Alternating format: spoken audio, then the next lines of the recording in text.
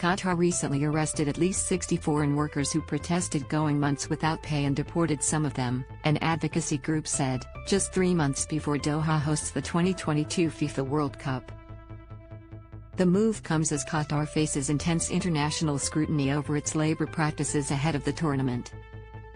Like other Gulf Arab nations, Qatar heavily relies on foreign labor. The workers' protest a week ago, and Qatar's reaction to it, could further fuel the concern. The head of a labor consultancy investigating the incident said the detentions cast new doubt on Qatar's pledges to improve the treatment of workers. Is this really the reality coming out? Asked Mustafa Qadri, executive director of the group Equidem. Read more, police file terrorism charges against Pakistan's Imran Khan. In a statement to the Associated Press on Sunday night, Qatar's government acknowledged that a number of protesters were detained for breaching public safety laws. It declined to offer any information about the arrests or any deportations.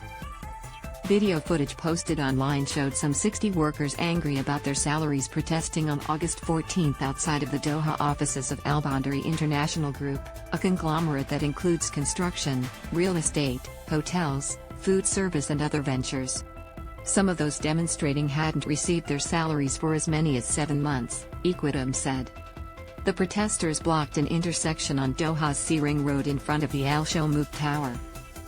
The footage matched known details of the street, including it having several massive portraits of Qatar's ruling emir, Sheikh Tamim bin Hamad Al Thani, looking down on passers-by.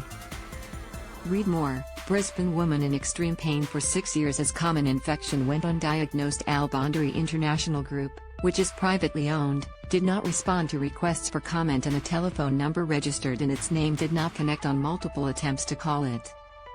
The Qatari government acknowledged that the firm hadn't paid salaries and that its labor ministry would pay all delayed salaries and benefits to those affected. The company was already under investigation by the authorities for non-payment of wages before the incident, and now further action is being taken after a deadline to settle outstanding salary payments was missed, the government said. Qadri said police later arrested the protesters and held them in a detention center where some described being in a stifling heat without air conditioning. Doha's temperature this week reached around 41 C. Read more, Sydney commuters warned of most disruptive day yet as trains halt. Qadri described police telling those held that if they can strike in hot weather, they can sleep without air conditioning. One detained worker who called Equidem from the detention center described seeing as many as 300 of his colleagues there from Bangladesh, Egypt, India, Nepal and the Philippines. He said some had been paid salaries after the protest while others hadn't. His comments could not be corroborated. Qatar, like other Gulf Arab nations, has in the past deported demonstrating foreign workers, and tied residency visas to employment. The right to form unions remains tightly controlled and available only to Qataris, as is the country's limited right to assembly, according to the Washington-based advocacy group Freedom House. Qatar, a small, energy-rich nation on the Arabian Peninsula, is home to the state-funded Al Jazeera satellite news network. However, expression in the country remains tightly controlled. Last year, Qatar detained and later deported a Kenyan security guard who wrote and spoke publicly about the woes of the country's migrant labor force.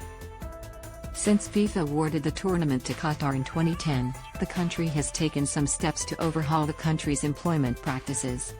That includes eliminating its so-called kafala employment system, which tied workers to their employers, who had say over whether they could leave their jobs or even the country. Qatar also has adopted a minimum monthly wage of 1,000 Qatari riyals, $400, for workers and required food and housing allowances for employees not receiving that directly from their employers. Activists like Qadri have called on Doha to do more, particularly when it comes to ensuring workers receive their salaries on time and are protected from abusive employers. Have we all been duped by Qatar over the last several years? Qadri asked, suggesting that recent reforms might have been a cover for authorities allowing prevailing labor practices to continue. The World Cup will start this November in Qatar. Read more, Australians fear attack from China more than Taiwanese do.